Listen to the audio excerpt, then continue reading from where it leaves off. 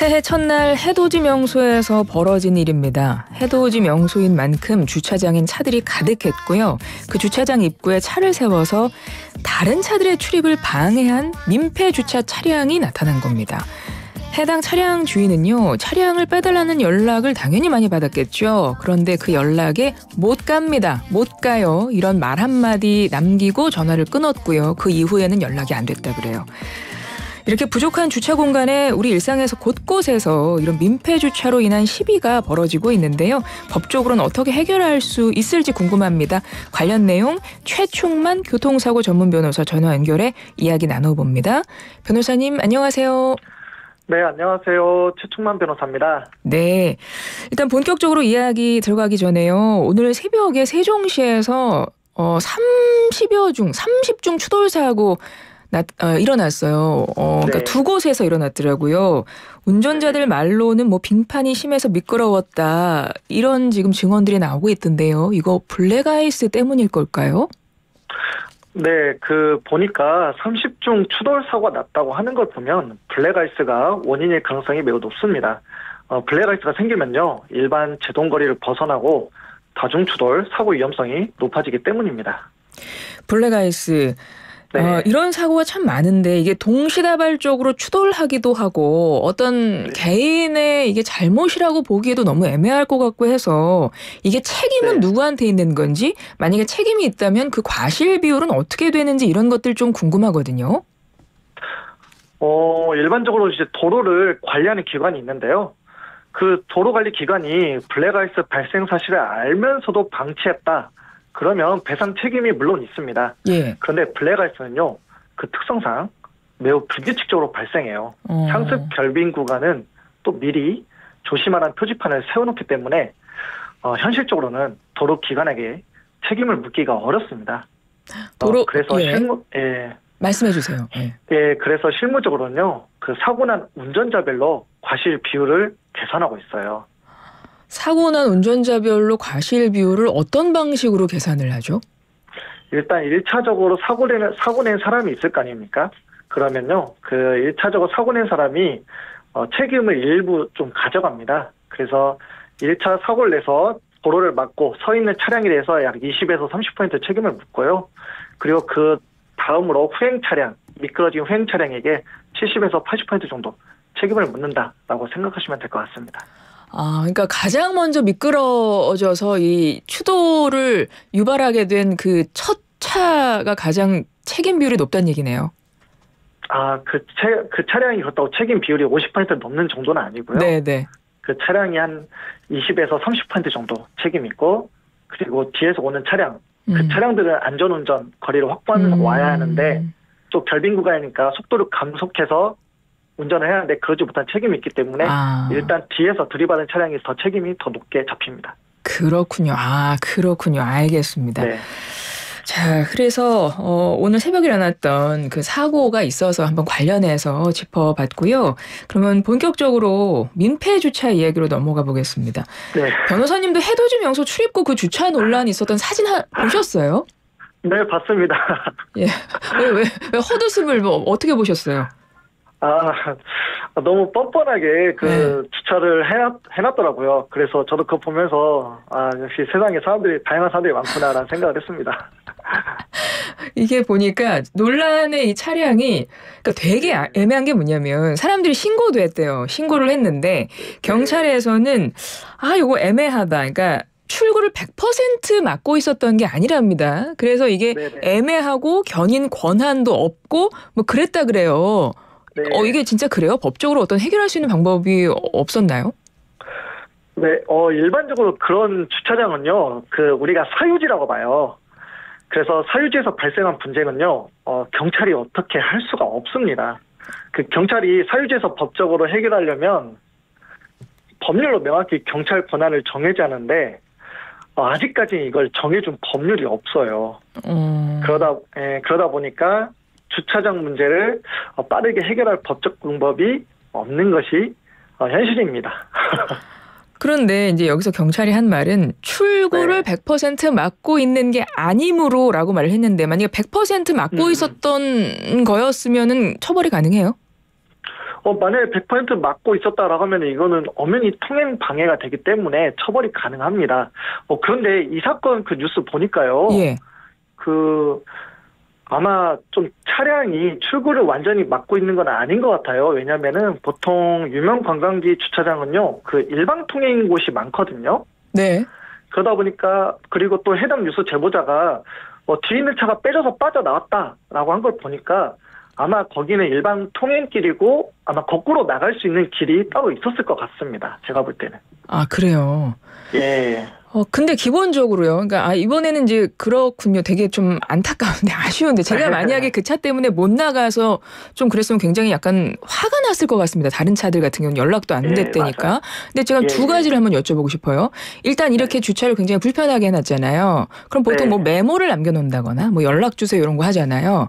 그런 거 연락이 안 된다거나 연락 두절되고 이런 거는 뭐 처벌 같은 거 대상 아닙니까?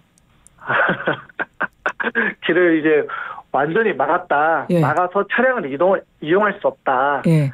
그리고 또 업무 방해라든지 교통 방해라든지 이런 부분들 여지가 있다라고 하면은 처벌은 할 수 있어요. 네. 예. 그런데 빠져나갈 공간이 따로 있었다라고 하면은 현실적으로 그 처벌까지는 쉽지 않은 게 현실입니다. 그렇군요. 그러니까 주차장 입구를 막아도 그 외에 빠져나갈 방법이 어떻게든 있으면 그건 처벌이 안 된다는 얘기네요. 네, 현실적으로는 그렇습니다. 현실적으로는 그렇군요. 굉장히 좀 답답하네요, 현실이. 네, 답답합니다. 그럼 이건 어때요? 견인하는 기준은 어떻습니까? 견인은요, 예. 이게 정해져 있어요. 도로교통법이 그 금지한 도로가 있지 않습니까? 네. 그 금지한 도로에 주차한 차량에 대해서는 견인을 할 수 있다라고 정하고 있거든요. 그리고 도로는 경찰 관리 구역인데, 그래서 경찰한테 즉각 견인할 권한을 주고 있습니다. 네. 그런데 이 사건 주차장은 사유지입니다. 그러다 보니까 경찰이 견인을 할 수가 없는 문제가 있습니다. 견인하려면 그 도로교통법에가 근거인 거예요? 네, 도로교통법에서 정하고 있습니다. 그러니까 이건 사유지니까 그게 해당이 안 되는군요. 네, 그렇습니다. 그래요. 그러면 이런 경우는 그냥 차량 뺄 때까지 기다려야 되네요. 현실적으로는 그 방법밖에 없네요. 네, 현실적으로 안타깝게도 그런 경우에는 그 차주가 빼주기 전까지는 즉각 조치할 방법이 없습니다. 알겠습니다. 그러면 이런 경우들은 어떤 겁니까? 종종 주차장 입구 일부러 막아서 논란이 됐던 경우들 뭐 많았잖아요. 기사를 통해서 저희가 종종 봤는데 실형이 선고된 경우도 있던데요? 네, 맞아요. 물론 우리가 주차장 막은 차주에 대해서 즉각 차를 뺄 수는 없지만 알아서 먼저 나중에 사후적으로 형사처벌할 수 있습니다. 어떤 경우입니까? 그래서 2023년 6월 달에 인천 상가 주차장 입구 막은 사건 있지 않습니까? 예. 예, 그 차량으로 막은 차주한테 법원이 징역 10월 및 집행유예 2년 선고하는 형사처벌 사례가 있고요. 그때 그거 어떻게 막았었던 건데요? 왜 어떻게 막았길래 형사처벌까지 된 거예요? 그 출입구가 딱 하나밖에 없었는데, 거기 출입구를 완전히 아무도 빠져나가지 못하도록 막아버린 사건이 있었습니다. 그 막은 뭐 시간 같은 것도 중요해요? 뭐 하루 막았다, 이틀 막았다 이런 것도? 예, 그것도 중요합니다. 만약에 하루 정도 막았다고 하면은 형사처벌까지는 잘 안 가는데요. 예. 보통 2, 3일 정도 이상 막았다라고 하면은 그때는 일부러 막은 고의가 있다고 봐서 특별한 사정이 있지 않는 이상 형사처벌로 이어지고 있습니다. 그럼 지금 설명해 주신 그 사건은 며칠을 막았다는 얘기네요? 그 사건 같은 경우는 보니까 한 5, 6일 정도 막은 걸로 보이더라고요. 그렇군요. 그래서 형사처벌됐군요. 예. 그런데 다만 이게 실제 실형이 선고되지 않아가지고 이거 실효성이 없는 거 아니냐라는 문제가 있는데, 다른 사건 중에 2023년 8월 달에 포천 공장 출입구를 차로 막은 사건이 있었는데요. 그 사건 같은 경우는 징역 4월, 실형을 선고하고 실제 법정 구속한 사례도 있습니다. 그거는 왜 법정 구속까지 된 겁니까? 그 사건 같은 경우는 일주일 정도 막은 사건이었는데요. 경찰이 여러 번 출동했어요. 그래서 빼달라고 했는데 조금 차주가 불성실하게 좀 대응을 했던 것 같습니다. 그렇군요. 그러니까 고의성도 너무 다분히 있고 고의성이 있고 너무나 그게 오랫동안 경찰이 누가 사람들이 요구해도 그거를 전혀 듣지 않고 이런 경우는 좀 처벌을 강력하게 하는군요. 네. 근데 요즘에 주차 문제로 이렇게 곳곳에서 갈등이 불거지는 경우가 많아서 뭐 예를 들어 이런 경우 많아요. 경차 자리를 2칸 다 차지한 거예요. 어떤 차가. 그러니까 네. 이제 사람들이 이걸 신고할 거 아닙니까? 차 댈 데가 네. 없으니까. 근데 네. 요런 건 어떻게 해야 됩니까? 요것도 좀 문제가 되죠. 법적으로는 상관없나요? 그거는 이제 아파트 주차장이잖아요. 네, 보통 그렇죠.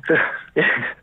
그래서 아파트 주차장 사건은 이제 입주자 대표 회의라는 주체가 있습니다. 네. 그 입주자 대표 회의에서 제재를 할 수 있는데 주차장 이용 관련 규칙을 정하고 이를 위반한 차량에 대해 제재 조치를 스스로 결정할 수가 있어요. 그런데 이게 만약에 정해지지 않았다라고 하면 그것도 어떻게 할 수가 없습니다. 그거는 입주자 대표회에서 미리 좀 규정을 정해서 좀 제재 조치하는 방법 외에는 따로 특별한 방법이 없습니다.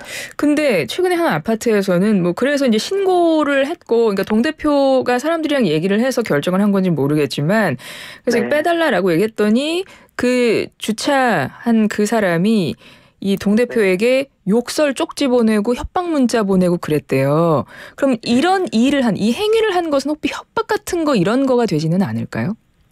네, 그 쪽지라든지 욕설을 한 정도와 그 위협의 정도나 해악의 고지 등이 너무 과도할 때는 협박이 될 수 있어요. 네. 그런데 이게 뭐 일시적이고 몇 회에 그친 뭐 일시적인 감정 욕설에 그쳤다면은 협박이 안 될 수도 있습니다.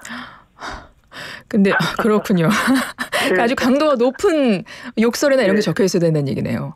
네, 그때는 협박이 될 수 있어요. 특정하면서 너 몇 호에 살고 있는 동대표지, 너 가만 안 둬, 니네 가족 가만 안 둬 이러면 협박이 될 수 있어요. 아, 그렇군요. 이게 참 그 정도를 판단하는 그 기준이 정확하게는 없는 거네요. 그죠? 네, 이거는 법률로 일괄적으로 다 정할 수 없는 문제가 있어서 네, 일반인들이 판단하기 쉽지 않습니다. 그렇군요. 주민들 간의 그 주차 분쟁이 소송으로 이어지는 경우도 있습니다. 뭐 상습적으로 네. 경차구역 여러 주차칸 차지해서 이제 그 사람한테 뭐 차량 빠져나가지 못하게 앞뒤로 막아버리는 일도 있고, 그러니까 서로 간에 뭐 고소하고 이제 그런 것들이 있던데, 실제 이런 것들이 정식 고소되고 뭐 민사 손해금액 청구하고 이런 일들이 많이 일어납니까? 요즘 많이 일어나고 있다고 하더라고요. 그럼 이런 게 손해배상이 되는 거예요? 그 참교육이라는 이유로 그 민폐 차량을 못 빠져나가게 막았고, 그로 인해서 민폐 차주가 그 일을 못했다, 손해가 발생했다라고 하면은 손해배상 청구할 수 있습니다. 예. 그런데 실제로 손해배상 청구액이 인정되기까지는 아마 쉽지 않을 것 같아요. 그 참교육 시전한 사람이 나도 급한 사정이 있어서 의도치 않게 막았다 라고 하면 이걸 할 수 있는가라는 문제가 발생하거든요. 네. 그리고 만약 설령 배상 책임이 인정된다 하더라도 하루 2, 3만 원 정도, 교통비 정도로 아마 끝날 겁니다. 아, 그렇군요. 네. 주차금지 스티커 붙였더니 재물손괴로 소송 제기한 경우도 있대요. 있어요. 이거 재물손괴 맞아요? 근데 법적으로? 그렇지는 않고요. 근데 이제 그런 경우는 있어요. 주차 딱지 딱 붙이고 나서 뗄 때 안 떨어지는 경우는 있긴 해요. 그거. 맞습니다. 그 재물손괴 근데 아니다. 네, 근데 그거는요, 그 스티커가 떼어진 정도 이걸 가지고 좀 판단을 하고 있더라고요. 떼어진 정도에 따라 또 판단을 해요? 재물손괴인지 아닌지? 예, 우리가 보통 주차 스티커도 여러 개가 있습니다. 아주 특수 접착 스티커로 붙이는 그 스티커가 있고요. 아니면 일반적인 스티커 있지 않습니까? 네. 일반적인 접착 정도의 스티커가 있는데, 아주 특수한 특수 접착제를 사용한 스티커 같은 경우는 이거 떼는 게 사실상 불가능한 경우가 있어요. 그런 경우가 있죠. 안 떼지고. 맞아요. 그런 경우에는 이거 너무 과도한 거 아니냐라고 해서 재물손괴로 재물손괴가 인정된다라고 하는 사례가 있긴 있는데, 보통 일반적으로 쓰는 스티커 같은 경우는요, 그 우리가 사유 통념상 정당화되는 행위라고 보기 때문에 재물손괴로 처벌하지 않습니다. 그리고 또 경비원분들은 입주자 대표에서 정한 관리주체에서 정한 규정에 따라 주차 금지 스티커를 붙이기 때문에 이거는 사유지를 관리하는 책임주체 행위로 봅니다. 그래서 정당행위라고 봐서 재물손괴로 처벌은 안 됩니다. 네. 이중주차들도 많이 하세요. 이중주차 같은 경우는 법적으로는 어떻게 돼요? 이중주차 자체는 문제가 법적으로는 없죠? 예, 이중주차는요, 흔히 허용되는 주차 방법입니다. 그래서 통행 방해로 보진 않습니다. 아, 그렇군요. 근데 가끔씩 예. 이중주차 때문에 사고 나기도 하잖아요. 예, 맞아요. 그런 거는 또 사고 책임은 또 과실 비율로 또 묻는 거예요, 따로. 네, 우리가 보통 이중주차된 차량 밀다가 사고 나면 이거 일단 1차적으로는요 사고 낸 사람이 책임을 지게 되어 있습니다. 거기서 사고 낸 사람이라는 건 민 사람이에요? 된 사람이에요? 민 사람입니다. 민 사람. 그러니까 차는 제대로 서 있는데 그걸 치우겠다고 민 사람이 너무 많이 밀었다 이거죠? 네, 이중주차 차량을 밀다가 사고 낸 사람이 책임을 지는데요. 아, 네네. 그래서 이럴 때는요 그 이중주차한 차주한테 먼저 전화 걸어서 빼달라고 해야 해요. 아, 본인이 하지 말고요? 예. 근데 만약 차주가 전화를 안 받는다. 예. 그럼 그때는 본인이 밀 수밖에 없잖아요. 그렇죠. 예. 그러면 그때 잘 밀어야 된다? 그러다 사고가 났다. 네. 사고 났다. 네. 그러면 그때는요 이중주차한 차주한테도 원인을 제공한 과실이 있습니다. 본인이 안 빼줬으니까. 아, 그래요. 네. 그런 경우는 많지는 않지만 9대1, 8대2 정도로 과실 비율 잡힐 수 있어요. 아, 차 된 사람도 한 1에서 2 정도는 그 과실이 있다는 얘기네요. 인정된다는 얘기네요. 예. 알겠습니다. 차 이렇게 미실 때 좀 조심하셔야 될 것 같아요. 다른 차 이렇게 닿지 않도록. 네. 본인이 이제 책임이 가장 크게 되니까, 민 사람이. 네, 그렇습니다. 그리고 주차장에서 또 많이 발생하는 것 중에 하나가 이제 주차 공간 좁다 보니까 문 열다가 옆 차량 이렇게 문콕 하는 경우예요. 예. 이거 문콕 네. 사고 처벌되나요? 일반적으로 문콕은 우리가 운전 중 교통사고 아니에요. 그래서 형사 처벌까지는 안 됩니다. 아, 형사 처벌은 안 돼요. 예. 근데 그거 이제 의도를 가지고 일부러 문콕한 경우 같은 경우도 해당이 안 되고요. 그건 다르죠. 왜냐면은 우리가 의도를 가지고 문콕을 했다고 하면은 차량을 손괴한 거 아닙니까? 그렇죠. 그럴 때는요. 재물 손괴로 형사처벌 받을 수 있어요. 의도를 가지고 타인 차량을 망가뜨린 거니까요. 근데 이제 그 문콕 사고라는 게 그 의도를 판단하기가 상당히 어렵지 않을까 이런 생각이 들어서 네, 맞습니다. 여쭤보는 거거든요. 네. 근데 뭔가 되게 시원하고 막 이런 건 없는 것 같아요. 굉장히 판단의 기준이 애매하네요. 그죠? 네, 맞아요. 그럼 요거 하나 더 여쭤볼게요. 예를 들어 실수로 제가 문콕을 했어요. 근데 네. 차주한테 연락하지 않고 그냥 갔어요. 예. 이런 경우 만약에 차주가 나중에 와서 경찰에 뭐 신고하거나 그러면 이거 범인 잡아줍니까? 네, 일단 경찰에 신고하면 경찰이 알아서 잡아주진 않고요. 네. 경찰이 신고자한테 주차장 관리 주체 찾아가서 CCTV 영상 좀 확보해달라고 요청합니다. 그럼 거기서 문콕한 그 가해 차량 번호가 확인된다. 그러면 경찰이 차량 번호 조회를 해줘요. 그렇군요. 그렇게 해서 차주 가해자를 잡아줍니다. 그런 경우 뺑소니인가요? 그 사람은 연락 안 하고 그냥 간 사람? 이건 뺑소니는 법적으로 따지면 사람 다친 것은 아니니까 뺑소니는 아닌데요. 예. 다만 다른 차량 치고 도망간 것은 사실이니까 예. 우리가 흔히 쓰는 용어로 물피도주 또는 대물 뺑소니라고 봅니다. 그래서 이런 경우에는요. 그 도로교통법에서 20만 원 이하 벌금형에 처벌한다라는 조항이 있습니다. 예, 알겠습니다. 네. 변호사님 오늘 다양한 것 많이 알려주셔서 고맙습니다. 아이고, 아닙니다. 감사합니다. 네, 감사합니다. 최충만 교통사고 전문 변호사였습니다.